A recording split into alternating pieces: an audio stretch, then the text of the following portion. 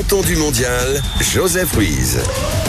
Vous écoutez les tontons du mondial sur Sud Radio, 1 heure de débat autour de la Coupe du Monde, épisode numéro 2 pour vous parler ce soir. Votre serviteur Joseph Ruiz, c'est un plaisir de vous retrouver pour parler du mondial pendant 1 heure, et l'information forcément elle va tourner ce soir autour de l'équipe de France et de ce match à partir de 21h France-Sénégal, l'entrée en matière de nos bleus, les bleus de Didier Deschamps et de Kylian Mbappé. Voilà, ça fait 4 ans qu'on les attend dans cette Coupe du Monde, et voilà, ils sont de retour enfin de la Coupe du Monde du côté des États-Unis. Et ce soir, pour parler, les tontons du mondial sont des tontons, mais c'est aussi une tata. On va vous présenter tout ça. On va d'abord présenter notre ami commentateur et streamer. Bonjour Avrak. Salut Joseph, comment ça va? Ça va très bien, c'est un plaisir de t'avoir avec nous. Alors tu t'es mis à l'heure américaine, ça va? T'arrives à rester éveillé la nuit ou tu regardes le matin même les matchs, hein? Non, le matin, moi j'ai trouvé une petite technique. En fait, je me lève, on est en 2026, il y a des replays, donc voilà, c'est très facile en vrai, hein, il n'y a pas besoin de se prendre la tête. En 1,25, 1,50 Non, en vrai. En revanche,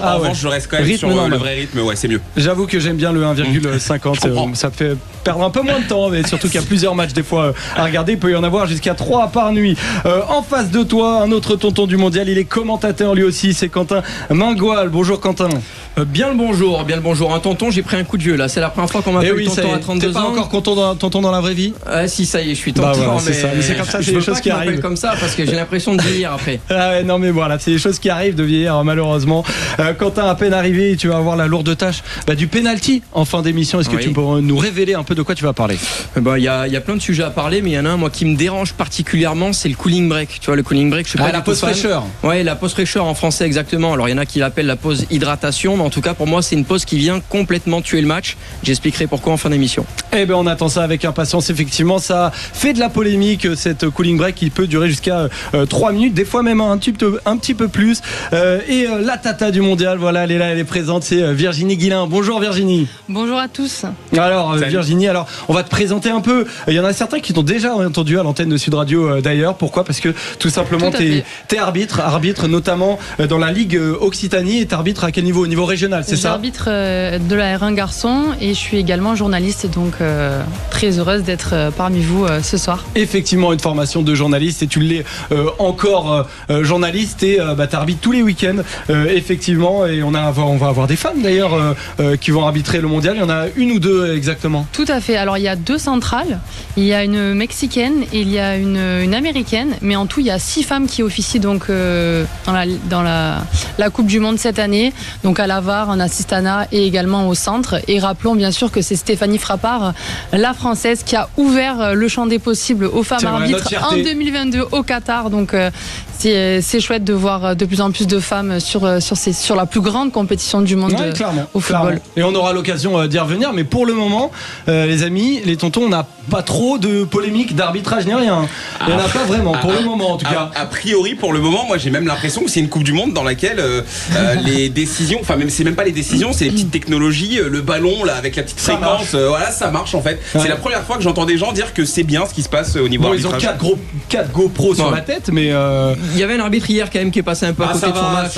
Uruguay, Arabie Saoudite, il y a eu beaucoup de fautes non sifflées, des hors-jeux qui ont été avec le drapeau qui a été très vite levé. Non, pas de grosse polémique, parce qu'on est aussi dans une phase de poule où quasiment tout le monde est qualifié, donc pour le moment pas de drame. On en reparle s'il y a ces mêmes erreurs en 16e de finale. Exactement, et dès qu'il y a une polémique à arbitrage, on appellera Virginie Guilin. Même si t'es pas sur le plateau, Virginie, on se permettra de te passer un coup de fil. On te préviendra quand même, bien évidemment, mais tu nous apporteras évidemment ta science et ton expertise sur le sujet. Le sommaire aujourd'hui, il y aura donc le penalty de Quentin en fin d'émission, mais avant ça, on va parler de la compo des Bleus. Elle est tombée, elle est officielle. On a donc Mac Maignan dans les buts, une défense Koundé, Upamecano, Saliba, Théo Hernandez, Tchouaméni, Rabiot, Olysée, Dembélé, Doué et Mbappé. Pas de surprise du coup dans ce 11, on y reviendra, et on va évidemment revenir sur France-Sénégal et l'adversaire. Est-ce qu'il faut craindre le Sénégal? Tout de suite les amis, on s'échauffe, c'est parti. Les tontons du mondial, l'échauffement. L'échauffement, du coup, ça va être... on va revenir en gros sur les dernières 24 heures. On va être là dans les tontons du mondial de 20h à 21h tous les soirs. Donc à chaque fois, nos tontons et notre tata, en l'occurrence ce soir, vont revenir sur les dernières 24 heures et les infos importantes où il y a eu déjà cette nuit et hier soir pas mal de surprises. Espagne-Cap-Vert 0-0, c'est la grosse surprise. On a eu Belgique-Égypte 1-1, c'est une petite sensation quand même, et 2 matchs nuls qui n'étaient pas si inintéressants que ça à suivre d'ailleurs. Iran-Nouvelle-Zélande 2-2 et Arabie Saoudite-Uruguay 1-1. L'Uruguay a vraiment été bousculé d'ailleurs, et on peut dire que le match nul, ils peuvent en être assez heureux. Et on va démarrer du coup avec l'action du mondial sélectionnée par Braque. Un petit jingle, mon cher Max, c'est parti. 20h-21h, les tontons du mondial. Ouais, c'est une forme de top Braque, ouais. Parce que tu vas nous parler d'un but, celui d'Imam Achour. Imam Achour, absolument, ce joueur égyptien. Alors ce qui est cool aussi avec la Coupe du Monde, c'est qu'on découvre des talents, on découvre des joueurs qui sont parfois très décomplexés. Il y a des nations qui sont attendues pour justement aller essayer de la gagner, cette Coupe du Monde, et essayer de gagner une Coupe du Monde, c'est jamais quelque chose de bien simple. Mais il y a certaines nations où voilà, on peut découvrir ce genre de pépites. Et moi, le but d'Imam Achour, il m'a fait me lever. Et en fait, j'en ai 3 des buts comme ça. J'ai ce but-là, j'ai ce but du joueur du Qatar, Rouri, ce but qui permet au Qatar d'égaliser face à la Suisse. Et j'ai aussi le but de Vinicius Junior. Il y a aussi quand même des grands joueurs, des joueurs de renom qui peuvent nous faire kiffer.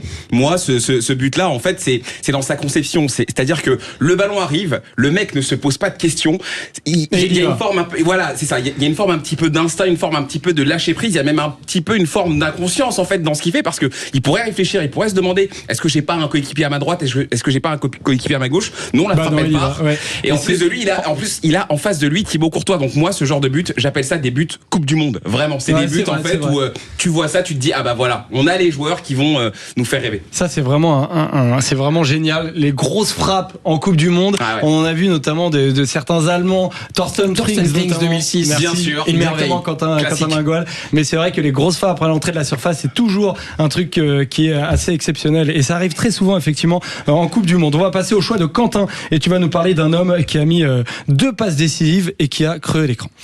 20h-21h, les tontons du mondial. Et c'est l'homme du mondial, c'est Chris Wood pour toi. J'ai adoré sa prestation, parce qu'on parle là pour le coup d'un vrai tonton, 34 ans sur le terrain, 1m91, meilleur buteur de la sélection néo-zélandaise. Un match pour la Nouvelle-Zélande qui était particulier parce que finalement il y avait déjà le contexte de l'Iran qui mettait aussi la pression à la Nouvelle-Zélande, et la Nouvelle-Zélande qui a eu beaucoup de difficultés à venir à ce mondial, qui était quand même sur des matchs de préparation qui se sont soldés par des défaites, et des défaites assez lourdes.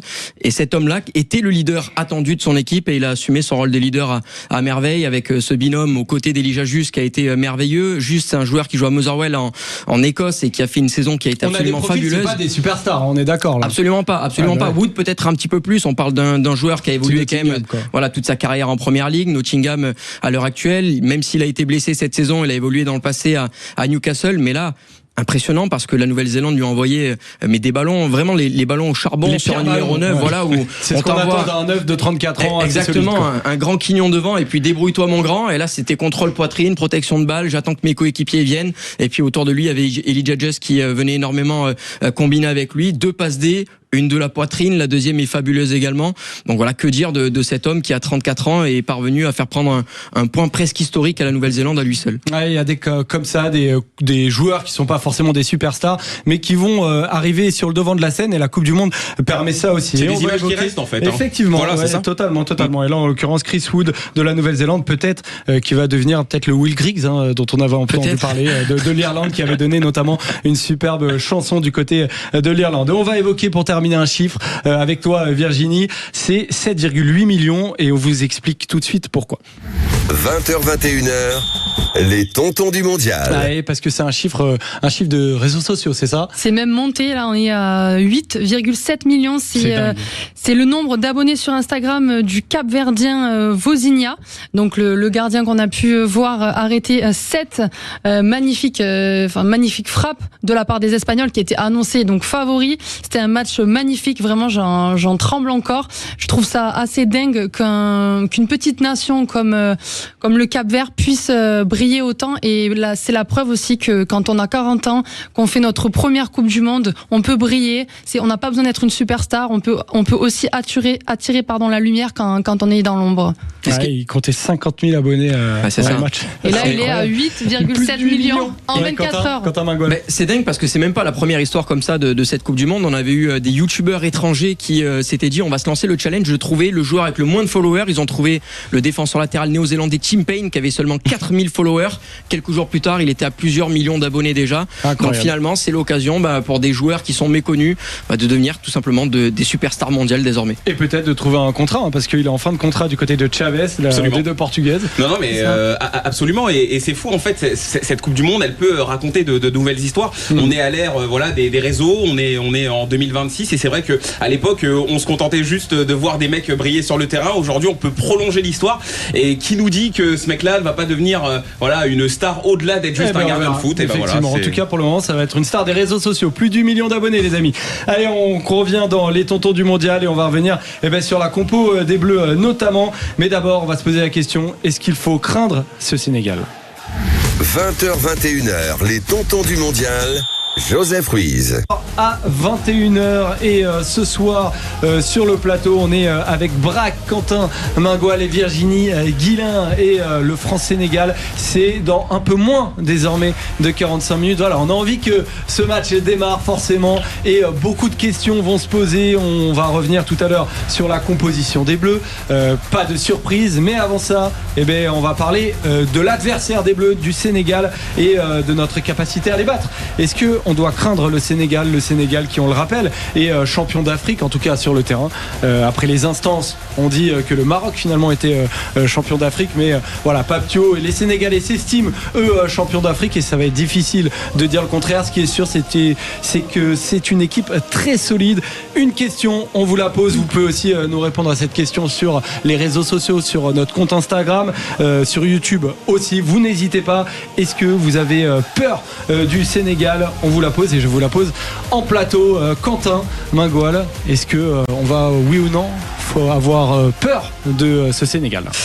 Le Sénégal est une équipe qui est fabuleuse, tu viens de le dire, championne d'Afrique. On a un effectif avec des joueurs qui évoluent dans les plus grands clubs au monde aujourd'hui. Néanmoins, on parle de l'équipe de France, une équipe qui se veut être une des favorites pour ce mondial, championne du monde en 2018, vice-championne du monde en 2022. Et pour moi, la France n'a rien à craindre de ce match-là. Pourquoi? Parce que c'est un match de poule, et finalement, même les meilleurs troisièmes seront qualifiés. Donc même en cas de défaite de la France, il n'y a pas de drame. Ce que doit craindre la France, pour moi, ce n'est pas forcément l'équipe adverse et le Sénégal. C'est son propre système de jeu, puisque Didier Deschamps est en train de sortir un petit peu de ses habitudes avec un nouveau système de jeu, avec un quatuor offensif, avec une assise défensive qui sera un petit peu moins évidente, et notamment ce milieu de terrain à 2, alors qu'on a l'habitude de jouer avec un milieu de terrain à 3. Donc pour moi, c'est plutôt dans l'aspect que l'équipe de France doit se méfier d'elle-même. Ouais, d'elle-même. En fait, on est notre premier adversaire. Exactement. Et c'est là, et à mon avis, c'est pour ça que ce match va servir presque de laboratoire, puisque je pense que Didier Deschamps peut s'en servir pour montrer finalement que ce système de jeu n'est pas forcément viable, et qui va doucement revenir par la suite avec un système à 3 milieux et 3 attaquants, et donc revenir à un système plus traditionnel signé Didier Deschamps. Alors Braque, je te vois faire un petit peu la moue, j'ai l'impression que t'es pas trop d'accord avec Quentin Mingoal. Non, il y a une chose sur laquelle moi je vais pas le contredire, c'est sur le fait que nous on est un petit peu les champions du monde pour ça. C'est vrai qu'on a du mal à se regarder et à être satisfait, et il y a ce truc de oui, on est toujours en train de se battre contre nous-mêmes. En revanche, il y a un argument sur lequel faut qu'on arrête maintenant, le truc du meilleur troisième. Ça va, ok, d'accord, les grandes nations vont passer, ok, c'est vrai aussi. Oui, c'est vrai, le Portugal gagne l'Euro 2016. Ouais, on s'en fout du règlement de la Coupe du Monde, c'est pas grave, allez, on s'en occupe pas. On est d'accord que le meilleur troisième, ok, c'est cool, ça va te sauver, mais je suis désolé, moi il y a un moment donné où tu dois quand même assumer un certain statut, tu dois quand même montrer que dans cette Coupe du Monde là, tes failles, on va les voir le moins possible, surtout quand t'es favori à ce point, et quand on a autant d'attentes envers ton équipe. Donc moi je considère que cette équipe de France, elle doit battre le Sénégal, et elle doit la craindre pour ne surtout pas la sous-estimer. On l'a vu là avec l'Espagne, on l'a vu contre le Cap-Vert. Ça a été quand même assez bizarre de voir cette équipe jouer à la baballe, se faire 800 passes dans le même match sans arriver à marquer une seule fois. Du coup, ce soir, toi, t'as peur plutôt. Tu te dis, t'es pas certain. Je sais pas quel est ton pronostic, mais tu dis, on fait attention, quoi. C'est pas que j'ai peur, c'est juste faisons attention, respectons le Sénégal, parce qu'aujourd'hui on parle d'une nation qui vient de gagner 2 fois la CAN en quelques années. On parle d'une nation qui a extrêmement progressé, tout comme le Maroc a pu le faire, qui a fait demi-finaliste de la Coupe du Monde. On parle vraiment de nations africaines qui aujourd'hui n'ont plus justement ce style. Personne ne manque de respect. Ce style qu'on connaissait avant et qui désormais a totalement changé. Mais tu utilises des arguments qui sont contraires, puisque tu me parles d'une équipe de France qui est censée avoir des statuts et un statut de favori, et donc quand tu es favori, tu fais comme Ryan Cherki l'a dit, tu vas au mondial pour écraser absolument tout le monde. C'est ça le statut de la France. Donc t'as peur de personne. On a du coup Braque, pour toi c'est plutôt un oui, on doit les craindre, plutôt un non pour Quentin. Virginie, tu vas être du coup pour débuter, voilà, comme par hasard, arbitre des élégances. Est-ce que selon toi on doit craindre ce Sénégal là?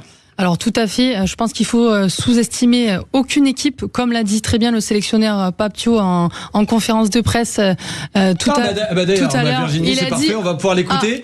On va pouvoir l'écouter, tu vas pouvoir commenter ça. Maxime, tu peux lancer le son. Est-ce que c'est une surprise si le Sénégal battait la France? Pour moi, non. Parce que quand même, on a des joueurs de classe mondiale qui sont dans cette équipe. Et cette équipe vient d'être champion d'Afrique. Et sur les dernières compétitions au niveau mondial, on s'est qualifié 3 fois consécutives. Et sur les dernières aussi éditions de la CAN, on a été 3 fois finalistes. Et sur 4, je pense que c'est pas une surprise. Ça t'a interpellé? Tout à fait. Il a également dit donc au tout début de sa conférence de presse, ambitieux mais pas prétentieux. Et ça, je pense que ça vaut pour toutes les équipes qui sont actuellement donc dans cette Coupe du Monde. Faut rester focus. Je pense que justement cette Coupe du Monde, elle peut être belle et elle peut permettre à certaines nations de sortir de l'ombre. Et en tout cas, le Sénégal, pour le coup, j'ai pas d'avis défavorable quant à la générosité de leurs efforts, en tout cas les joueurs. Et puis même de leur qualité technique, c'est un champion d'Afrique, mais il y a une très belle compo. Je vais vous la donner, la compo du Sénégal, mais c'est Mendy, Diatta, Koulibaly, donc le capitaine Kalidou Koulibaly, Niakhaté, là aussi c'est un joueur confirmé, Diouf. Au milieu on a Camara, Idrissa Gueye, Pape Gueye. Voilà, c'est des joueurs internationaux logiquement, mais surtout dans des grands clubs. Ismaïla Sarr, Nicolas Jackson et le grand Sadio Mané. Donc c'est des joueurs qui sont confirmés. Est-ce que tu comprends que Papio il arrive et qu'il dise non, c'est pas une surprise si on les bat. Je dis pas que c'est normal, mais en tout cas ils arrivent pas petite nation, quoi.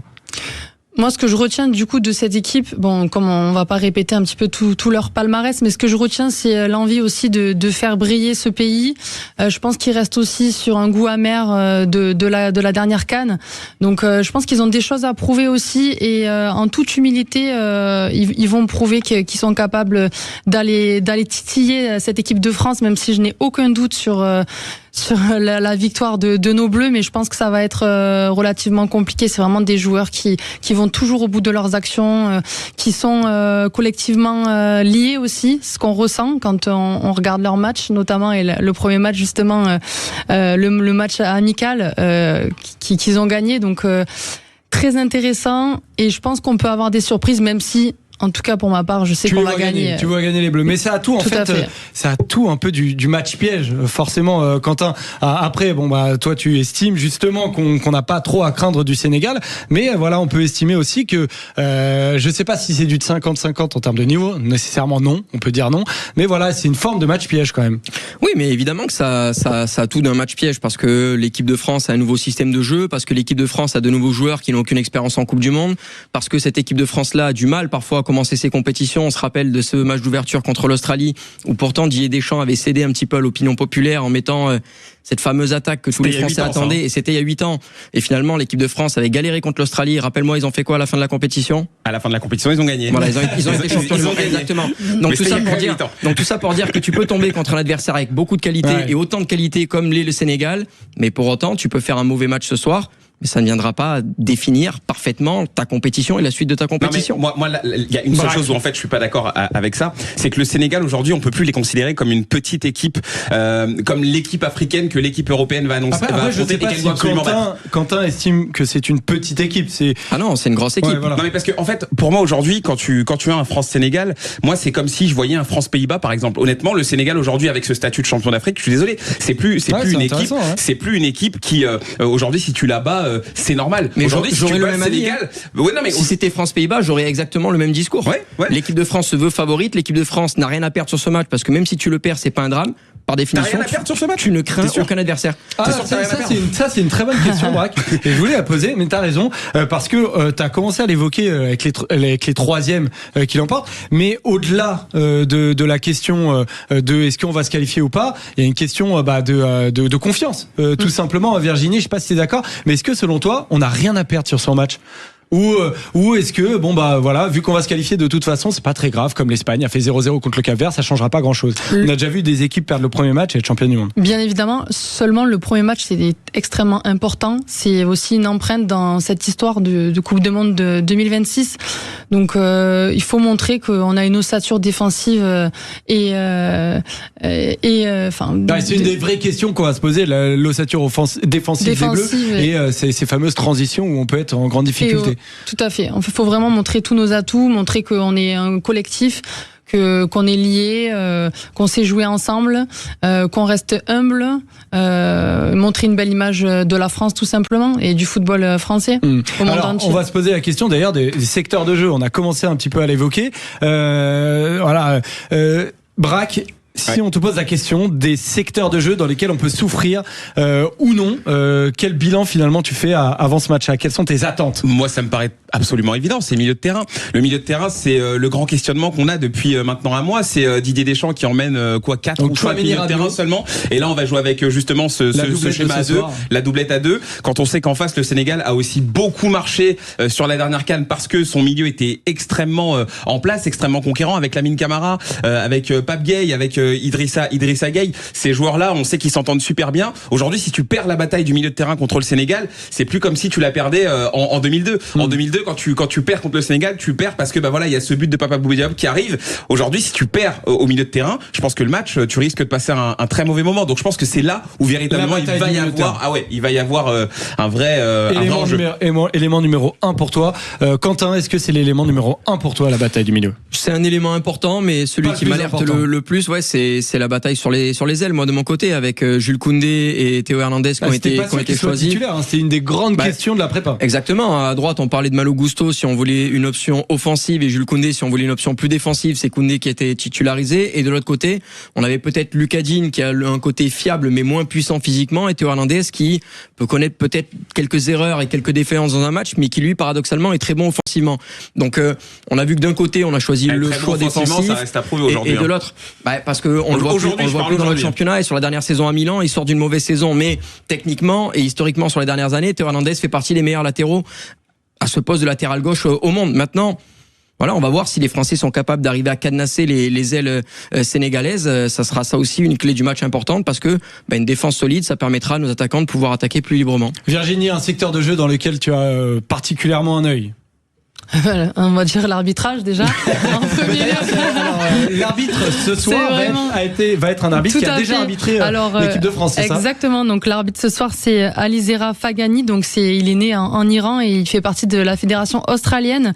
C'est un arbitre FIFA qui est expérimenté et qui a été donc présent à la Coupe du Monde en 2018 et en 2022 et il a déjà arbitré la France dans le fameux match France-Argentine. On va espérer justement qu'il n'y ait pas encore de première polémique sur notre match, quoi. Après, on va dire en attaque, je suis assez calé aussi et je trouve qu'on a une ossature en attaque qui va faire la différence. Qui va faire la différence et pour moi, on a les meilleurs joueurs du monde en attaque dans cette équipe de France. Espérons justement que ça tienne bon, que cette attaque fasse la différence, mais on sent bien que l'opinion publique en France ressemble aux opinions des tontons du mondial, que on a une grosse ossature offensive, mais derrière que l'équilibre peut un peu poser question. Ça va vite du côté des Sénégal, donc ça va être une des grandes questions, une des grandes problématiques fantastique. Juste après une petite pause, on va se retrouver, on va un peu plus parler encore de cette composition d'équipe. On va les rappeler dans quelques instants. La composition des Bleus est tombée et des questions, notamment autour de Saliba, autour de ce quatuor offensif de Mbappé, notamment est-ce qu'il va marquer ou non.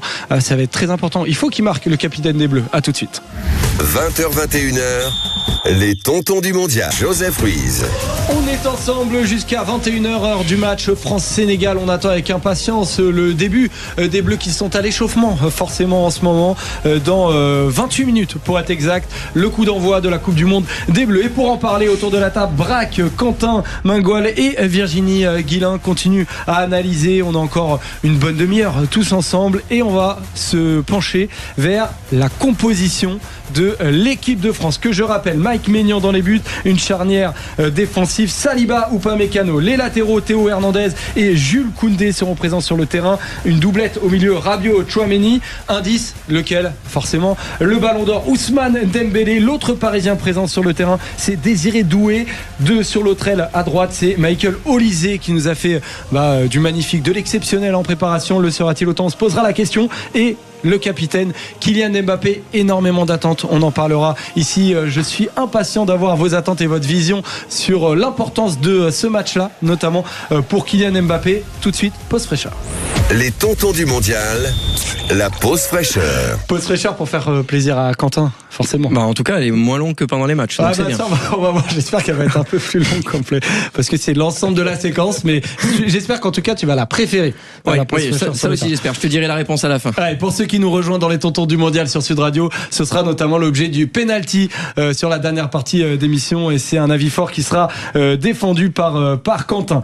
La compo des Bleus, donc, on va démarrer par derrière avec William Saliba, Virginie, qui est sur le terrain. Alors on se souvient un peu de la cuisse de Zinedine Zidane. Alors c'était en 2002, et c'était son quadriceps. C'était le numéro 10 des Bleus, il y avait tout un pataquès autour, et finalement ça l'avait empêché de participer à ce match d'ouverture de la Coupe du Monde face au Sénégal. Saliba, là en l'occurrence, il a un peu mal au dos, mais Didier Deschamps lui fait confiance, malgré le fait qu'on puisse dire que ce premier match n'est pas ultra capital.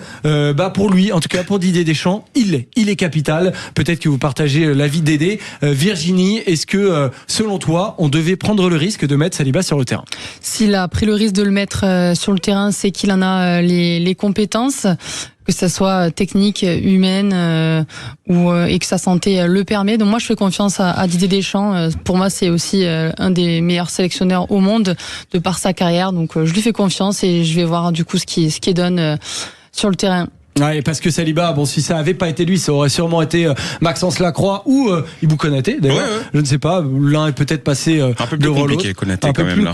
En ce moment, un peu plus compliqué. Il a l'air d'être passé derrière. Mais tu penses que ça entre en compte dans le choix de Didier Deschamps de se dire, Braque, derrière, vraiment Saliba, il est au-dessus des deux autres derrière? Je pense que on a tous la télé aujourd'hui, on a tous vu, je pense, ce match contre la Côte d'Ivoire, et Ibou Konaté aujourd'hui, c'est très compliqué. C'est très très très compliqué. Il est à contre-temps, il est malheureusement débordé. Moi, c'est un joueur que j'adore, mais c'est pas la trajectoire que j'imaginais pour lui. Il y a un moment où on est aujourd'hui en Coupe du Monde, on a un statut à assumer et il faut faire les meilleurs choix. Et si ça doit être un risque de titulariser Saliba, moi je le prends tous les jours. Saliba, il y a une chose qu'il faut rappeler, c'est que cette saison avec Arsenal, il a joué blessé. Il a joué quasiment toute la saison blessé. Il a serré les dents. On rappelle, il a mal au dos. Il a mal au dos. Il a eu un problème à la cheville aussi qui l'a pas tant handicapé que ça. On sait qu'Arsenal va gérer ça dès la fin du mondial. On espère qu'il va pouvoir faire ce mondial. Faire une Samuel Umtiti, quoi. On espère qu'il va pas péter. On le rappelle, sur la dernière Coupe du Monde, il s'est sacrifié. Il s'est sacrifié à un genou. Depuis, il se fait quand même bien chambrer. Mais effectivement, il a mis sa santé en danger. Mais voilà, il faut aller sur les meilleures options. Et aujourd'hui, celui qui amène le plus de garanties, celui qui, à mon avis, s'entend le mieux avec Upamecano, c'est Saliba. Quentin, tu partages cet avis? Oui, complètement. T'as posé la question. Il fait confiance à Saliba, et moi j'ai envie de répondre: est-ce qu'il fait confiance à Saliba par défaut ou parce que justement il fait pas confiance aux autres? Et je pense que Lacroix aujourd'hui est inexpérimenté, même s'il a donné quand même quelques éléments assez favorables auprès de Didier Deschamps. On l'attendait pas forcément à ce niveau. Ça reste une surprise de la liste. Il était pas forcément présent il y a 6 mois. On pensait pas à lui. Et naturellement, on peut pas donc le mettre titulaire en puissance dès le match d'ouverture pour une équipe favorite à la Coupe du Monde. Et à côté, on a Konaté, comme l'a très bien dit Braque, qui a fait une saison très compliquée à Liverpool, qui a eu des prestations très compliquées avec l'équipe de France, très qui a eu aussi, voilà, sa vie personnelle aussi, où il a eu des drames familiaux. Donc Konaté, moi je rejoins complètement Braque. C'est un joueur que j'adore, c'est un joueur qui a un gros potentiel. Maintenant, il va falloir lui laisser un petit peu de temps de se remettre la tête sur les épaules, son esprit au clair et revenir physiquement. Et ça sera par une grande saison au Real Madrid pour peut-être derrière venir chercher une place de titulaire de manière définitive avec l'équipe de France. Alors il suit un programme spécifique forcément pour son dos. On sait qu'il n'a pas participé aux premiers entraînements. Là, il est de retour aux entraînements collectifs, ce qui est plutôt une bonne nouvelle. Les latéraux, du coup, on va en parler avec Théo Hernandez et Jules Koundé. Quentin, tu disais il y a quelques minutes que c'était vraiment un point sur lequel tu pouvais avoir peur. Braque, est-ce que tu partages cette petite peur? Et d'ailleurs, est-ce que tu aurais fait le même choix? Parce qu'on sait que de l'autre côté, il y a Lucas Digne à gauche qui pouvait jouer, Mal Augusto qui ont fait des bonnes entrées. Donc, est-ce que tu es plutôt ce qu'il y a sur le terrain, choix de Dédé ou choix du banc? Moi, je préfère toujours prendre les joueurs les plus compétents. Je préfère toujours prendre ceux qui ont le plus de rythme, ceux qui sont vraiment dans la bonne cadence. Et pour moi, Lucas Digne aujourd'hui, il remplit tous les critères. Moi, Théo Hernandez, j'ai aucune garantie. Moi, je sais pas ce qu'il vaut aujourd'hui. Théo Hernandez, je ne comprends plus ce joueur. Je pense que ce joueur, il avait le potentiel, honnêtement, pour peut-être devenir un des plus grands latéraux français. Il s'est perdu en cours de route. On sait que dans sa vie, ça a été un petit peu spécial. Il a eu des moments. Je vais pas revenir sur les polémiques, mais voilà. Je trouve que c'est un joueur aujourd'hui qui ressemble plus à ce joueur frais qui est arrivé avec son frère. Il a la confiance du sélectionneur. Il a la confiance et il est bien là le problème finalement. Mais il a la confiance. On va pas bouger la hiérarchie et ça me gêne moi. Il a la confiance du sélectionneur aussi parce que c'est un choix par défaut, parce que Lucas Digne aujourd'hui n'est pas un top 5 mondial à son poste. Mais c'est pas une histoire d'être top 5 mondial. Mais tu peux très bien être un bon latéral gauche de première ligue. La preuve, il est remplaçant. Il est remplaçant d'un mec qui a joué en claquette à sa dernière saison à Milan AC et qui maintenant est dans un championnat où on ne sait même pas son niveau. Il est remplaçant pour l'équipe de France. Oui, c'est bien. Pas Aston Villa. Oui, non, mais là on est en train de parler de l'équipe de France. Aston Villa n'est peut-être pas favorite pour gagner la Ligue des Champions chaque année. L'équipe de France est favorite pour gagner la Coupe du Monde. Après, il y en avait un autre. Il y aurait pu avoir Lucas Hernandez aussi. Par exemple, ça c'était la meilleure des options, une option qui était plus fiable, une option qui était défensive. Le problème étant que Didier Deschamps là a décidé de mettre Jules Koundé, qui est une option déjà très défensive à droite. Pourquoi? Parce que Michael Olise lui va peut-être faire un petit peu moins de repli défensif, et sur le côté gauche, on a un Désiré Doué qui va attaquer, mais qui va aussi participer énormément au repli défensif parce qu'il a un gros coffre. Et du coup, à côté, on va lui mettre un latéral offensif. Et Théo Hernandez est plus offensif que Lucas Hernandez. En tout cas, il fait confiance à sa prépa et à ses choix, et il fait la même chose avec Jules Koundé. Virginie, Jules Koundé titulaire, pareil, tu fais confiance à Didier Deschamps? Je lui fais confiance, mais c'est vrai que... Un petit peu moins quand même, j'ai l'impression que tu fais un petit peu plus l'amour, on va dire. J'ai un petit doute sur lui. Je sais qu'en ce moment, il y a beaucoup de polémiques à son sujet, et je les comprends, elles sont fondées. Donc je laisse le bénéfice du doute au moins le premier match. Suspension. J'ai hâte de voir un petit peu ce que ça donne pour justement avoir un jugement plus fiable. C'est pas parce qu'il y a des polémiques que tu dois te laisser influencer par les polémiques. Tout à fait. Non, mais parce que j'ai l'impression que si les gens disent Jules Koundé c'est une brêle, non, c'est pas forcément une brêle. Non, bien sûr, mais par contre faut écouter le peuple, faut écouter ce que disent les gens aussi. C'est révélateur de ce qu'ils ressentent dans le foot. Le foot, ça parle à tout le monde. Il faut vraiment entendre les voix du peuple. Mettre un carton jaune, sinon Jules Koundé en 2 mots, on rappelle quand même meilleur joueur de l'équipe de France lors du dernier Euro, donc ça il faut le rappeler. Et ça, on sait que le sélectionneur y apporte énormément d'importance. Rabiot, Tchouaméni, là aussi on a 2 joueurs qui sont des piliers de l'équipe de France de Didier Deschamps. Quentin, tout à l'heure Braque l'évoquait, que ça va être un des points sur lequel il a un peu peur. Est-ce que toi aussi tu te dis qu'ils peuvent perdre cette bataille du milieu? Oui, ils peuvent la perdre parce que le milieu de terrain de l'équipe de France est notre talon d'Achille, tout simplement, parce que on passe déjà d'un milieu à 3 à un milieu à 2, donc des joueurs qui sont pas nécessairement habitués à évoluer ensemble dans un milieu à 2. Première indication. Rabiot, lui, a été un petit peu trimballé dans un milieu à 3 où il était peut-être un petit peu plus ailier gauche avec un profil très défensif que un double pivot au milieu de terrain. Donc ça aussi c'est assez nouveau. Et puis sur les dernières années, on a eu N'Golo Kanté qui a été titulaire à l'Euro et qui aujourd'hui ne l'est plus. On a Manu Koné qui était un titulaire indiscutable qui aujourd'hui ne l'est plus. Donc on a vraiment un milieu qui est en plein changement, pleine transition. Et Tchouaméni n'a pas fait une très grande saison au Real Madrid. À côté de lui, Rabiot a vécu un changement de club et une fin de saison très difficile également avec Milan. Donc aujourd'hui, les voyants sont pas nécessairement ouverts pour le milieu de terrain français. Est-ce qu'ils ont la pression, ces 4 joueurs là qu'on a cités, Koundé, Tchouaméni, Rabiot, Théo Hernandez, oui, non? Non, clairement pas. C'est pas des tant gens. que ça. Bah non, mais non. Tu veux faire un tour ou je peux développer? Vas-y. Je suis pas d'accord avec ce que tu dis. Vas-y. Non, pour moi, c'est pas des gens. Ils jouent toute la saison avec des grands clubs matchs. les mieux placés au monde. Ils jouent tous la Ligue des Champions. Je sais pas à quel moment ces mecs-là peuvent avoir la pression. Jamais de la vie.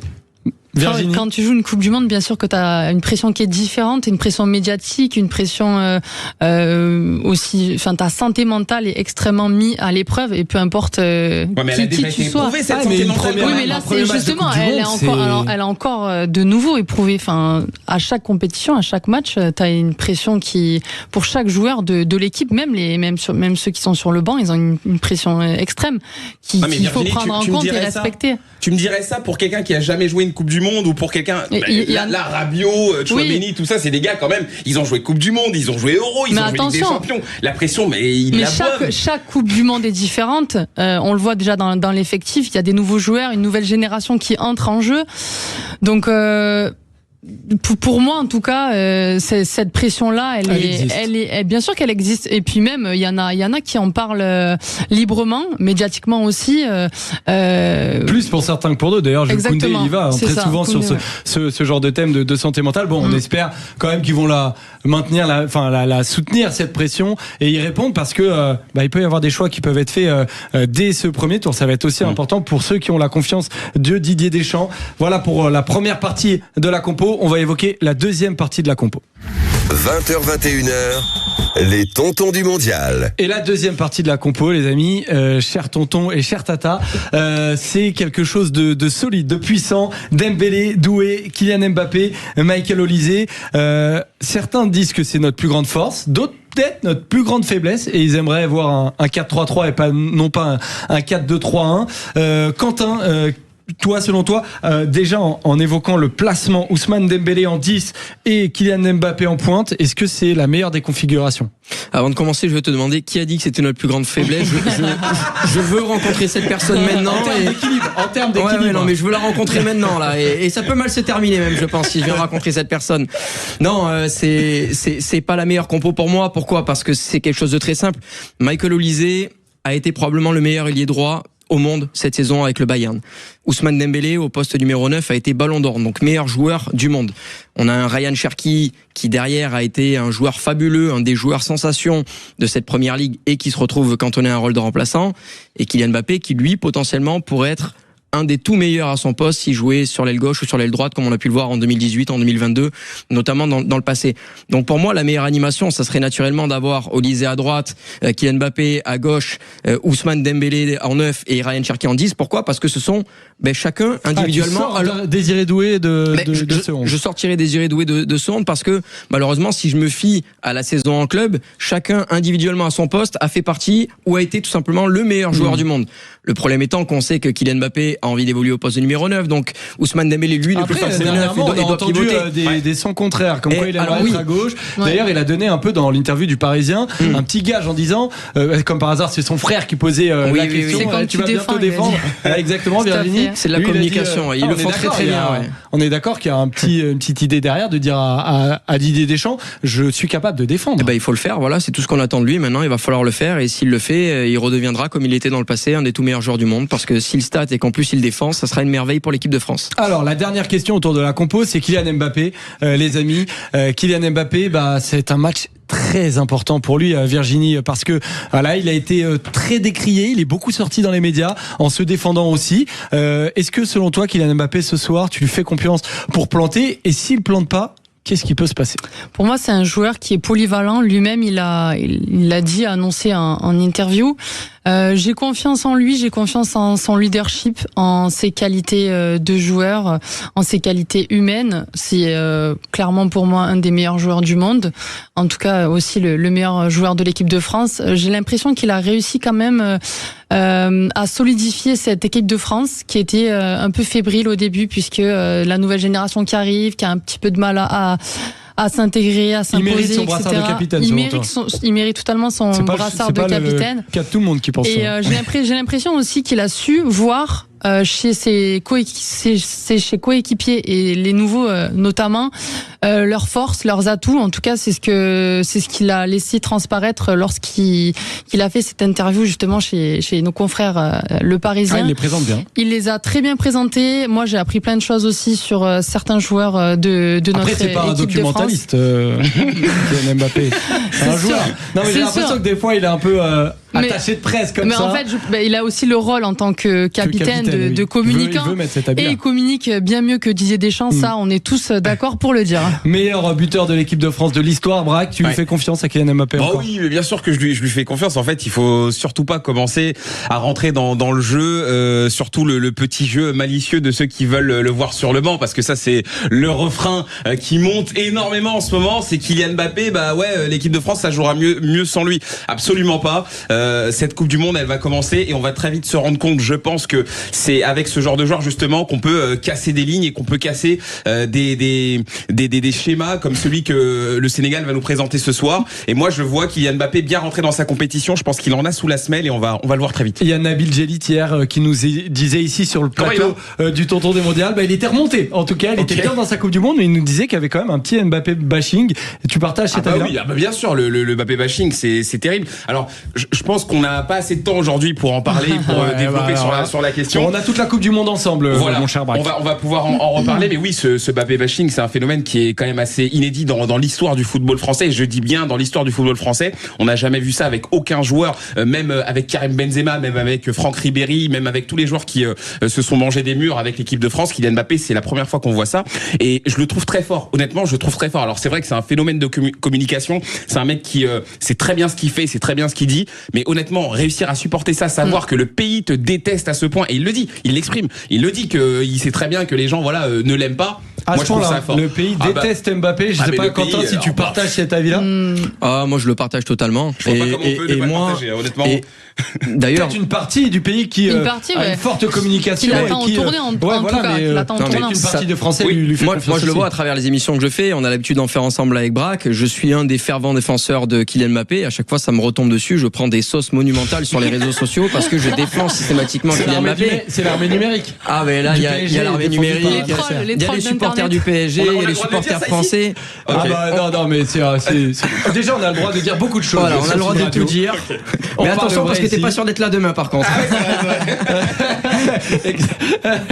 Allez, voilà, on enchaîne avec la compo des Bleus. On est à 11 minutes du rendez-vous de France-Sénégal. Et les Bleus vont expérimenter la pause fraîcheur. La pause fraîcheur, on va en parler parce que certains en ont fait les frais. Le Curaçao, notamment, a marqué avant la pause fraîcheur. Et ça leur a été un peu difficile de revenir parce que derrière, ils ont pris la vague allemande, le Curaçao. Ça a été compliqué. Et Quentin Mingual, il aime pas ça, la pause fraîcheur. 20h, 21h, les tontons du mondial, Joseph Ruiz. Les tontons du mondial, Joseph Ruiz. On se retrouve dans les tontons du mondial jusqu'à 21h, heure du début de la Coupe du Monde de l'équipe de France. Match contre le Sénégal et le penalty. Aujourd'hui, c'est celui de Quentin et c'est sur les pauses fraîcheurs obligatoires de 3 minutes instaurées par la FIFA lors des matchs de la Coupe du Monde et ça suscite la division. Les tontons du mondial, le penalty. Alors on le rappelle, ces pauses elles ont lieu vers la 22e minute de chaque mi-temps et elles ont été introduites après la Coupe du Monde des clubs disputée l'année dernière aux États-Unis sous une chaleur étouffante, ce qui peut être le cas de temps en temps, mais en gros toi Quentin c'est vraiment pas les pauses fraîcheurs, c'est non. Ouais, c'est non, parce qu'on en a vu dans le passé à la CAN, à la Coupe du Monde des clubs, mais chaque match n'est pas la même horaire, n'est pas la même température, donc chaque match ne justifie pas une pause fraîcheur. Le problème de la pause fraîcheur, c'est pas tout à fait la pause, c'est que c'est une pause réalisée à la sauce américaine avec les ingrédients du sport US, comme on peut le voir au baseball ou en NBA. On se retrouve avec un matraquage de publicité qui casse complètement le rythme, puisque de base on est censé avoir une pause qui dure 1 minute 30, sauf que parfois ça dépasse les 3 minutes 30, 4 minutes, et là où ça me pose un problème, moi, c'est pas sur le fait qu'on veuille générer de l'argent, parce que c'est normal aujourd'hui dans le sport de haut niveau de vouloir gagner de l'argent. Ce qui me gêne, c'est plus sur l'aspect sportif. Pourquoi ? Parce que ça vient premièrement casser complètement le rythme du match. On l'a vu notamment hier avec cette rencontre entre la Belgique et notamment l'Égypte, puisque les Belges étaient en train de pousser. Derrière, voilà, il y a eu une pause fraîcheur et c'est terminé. Ça a cassé complètement la dynamique offensive de la Belgique, et c'est pas le premier matchs où je vois cette dynamique offensive se casser. Le deuxième argument pour cette post-fraîcheur, c'est qu'en fait on perd la spontanéité du football. La spontanéité du football, c'est un coach qui est en bord de terrain avec ses adjoints et qui est en train de donner des consignes à ses joueurs, mais les joueurs qui eux sont dans leur match, ils n'entendent pas les consignes. Là, avec la post-fraîcheur, on a les 11 joueurs qui viennent, et puis là, on a une nouvelle mi-temps avec le coach qui peut venir prodiguer ses conseils pendant 4 minutes, leur dire c'est bien, vous êtes en train d'attaquer, arrêtez d'attaquer, maintenant je vous conseille de défendre et vous allez arrêter de monter, vous allez arrêter de presser. Et je trouve qu'en fait on perd complètement la spontanéité du football, c'est long, ça casse le rythme du match, plus de spontanéité, plus de joueurs qui prennent leurs propres décisions. Voilà, tout ça, ça me gêne, et c'est pas parce que j'aime pas les cooling breaks qu'il faut pas s'hydrater en ces fortes chaleurs, mais voilà, à la coupe du monde, un petit peu moins quand même. Ou en tout cas on fait en fonction peut-être des matchs et de la température, mais la FIFA répond à ça d'ailleurs que il faut une espèce d'équité entre chaque match, et les cooling breaks, les pauses fraîcheurs, on va parler français. Virginie, c'est oui, c'est non? Moi, je suis mitigée dans le sens où, comme l'a dit Quentin, ça dépend des températures déjà. De base, la pause fraîcheur, c'est pour des matchs où les températures vont s'élever à plus de 30 degrés. Donc là, c'est pas forcément toujours le cas dans certaines rencontres de cette Coupe du Monde. En effet, ça casse le rythme. Je vais pas répéter ces propos, mais en tout cas, même pour l'arbitre aussi, je pense que ça doit être compliqué d'arriver à gérer aussi ces moments, puisque ça le sort un petit peu de son match aussi. C'est pour ça qu'il faut des arbitres expérimentés qui sont capables de rester concentrés, parce qu'il y a du coup plusieurs coupures, 2 coupures en plus qui de base ne sont pas dans les matchs habituels. Donc on va dire que je suis entre le oui et le non. Là, j'ai du mal à trancher. Alors justement, Virgil van Dijk notamment, il a parlé, le défenseur central capitaine des Pays-Bas, il disait qu'il n'était pas vraiment fan de ça, que c'était pas vraiment génial non plus pour les téléspectateurs. Il pense à nous, ça fait plaisir. Il disait faut voir un peu séparément. Il y a des pays qui ont fait le choix de pas du tout mettre de pub, de vivre un peu le truc. En France, en l'occurrence M6, ils envoient de la pub. En même temps, c'est de l'argent. N'importe quelle chaîne aurait fait la même. Forcément, mais du côté de l'Espagne notamment et des Britanniques, ITV, ils mettent pas de pub. Les cooling breaks, c'est un vrai, les pauses fraîcheurs breaks, ça a un vrai impact sur le match. Ça peut avoir un impact. En effet, moi je suis d'accord avec Canto, je le rejoins quand il dit que, en effet, quand les joueurs ils viennent voir le coach, c'est comme avant une séance de penalty, t'as le temps de discuter avec eux. Quand t'es sur ton banc et que tes joueurs ils sont un peu dispersés partout, c'est compliqué. Maintenant, moi les cooling breaks, en fait, moi j'en ai marre. Je sais qu'on arrive sur la fin de l'émission, mais moi ça commence vraiment à me saouler toutes ces personnes à chaque fois qui sont là à se plaindre de tout et de rien. Le foot change, le foot évolue avec son temps. Les cooling breaks, on les découvre pas. J'ai l'impression en fait à entendre parler les gens qu'aujourd'hui les cooling breaks on les découvre. Les pauses fraîcheurs, il y en a partout. Moi, j'ai commenté les matchs de Serie A cette saison. À chaque fois, les matchs étaient coupés par ces pauses fraîcheurs. En fait, on peut ne pas les découvrir et ne pas les aimer. Mais oui, alors je suis d'accord avec ça. Il y a pas de souci. Mais en fait, le truc, c'est que c'est comme avec la VAR, c'est comme avec toutes les évolutions technologiques. Au début, on est obligé de se plaindre, on est obligé de chouiner pour montrer qu'on n'aime pas ça. Et pourtant, 5 ans après, en fait, on va s'arrêter et on va les digérer et on n'en parlera plus. En fait, les gens, vivez avec votre temps. Là, cette Coupe du Monde américaine, moi, je sais que c'est peut-être impopulaire, mais moi, je la kiffe. Moi, j'aime bien. Moi j'aime bien. Dans la vision de Braque, penalty style Gabriel pour toi, tu me mets au-dessus selon Braque. Ça se voit que tu l'as jamais vu tirer un penalty parce qu'il en marque pas beaucoup dans la vie. Non mais Braque, toi tu trouves ça normal d'avoir 4 minutes de cooling break et les sessions de changement? Braque, je laisse répondre Quentin. Non mais les cooling breaks de 4 minutes et les sessions de changement qui vont durer 5 minutes, donc ça fait 9 minutes où on joue pas sur une période de 45 minutes et tout ça pour avoir seulement 4 ou 5 minutes de temps additionnel. Moi je trouve ça tout bonnement scandaleux. Un prono pour terminer pour ce match de l'équipe de France, c'est dans 4 minutes que ça démarre. Quentin? Victoire 1-0 de l'équipe de France. Virginie? Victoire 3-2 pour l'équipe de France. Victoire 3-1 de l'équipe de France. Bien, allez, moi je pars sur 1-2-1 aussi pour l'équipe de France et nos bleus. Forcément, on va aller supporter nos bleus, les tontons du mondial. Merci d'avoir été avec nous. Vous pouvez nous écouter en podcast si vous n'avez pas suivi en direct. On se retrouve demain sur Sud Radio, sur sudradio.fr, les podcasts, et sur notre application aussi Sud Radio. On se dit à demain. Excellent match à tous. 20h, 21h, les tontons du mondial.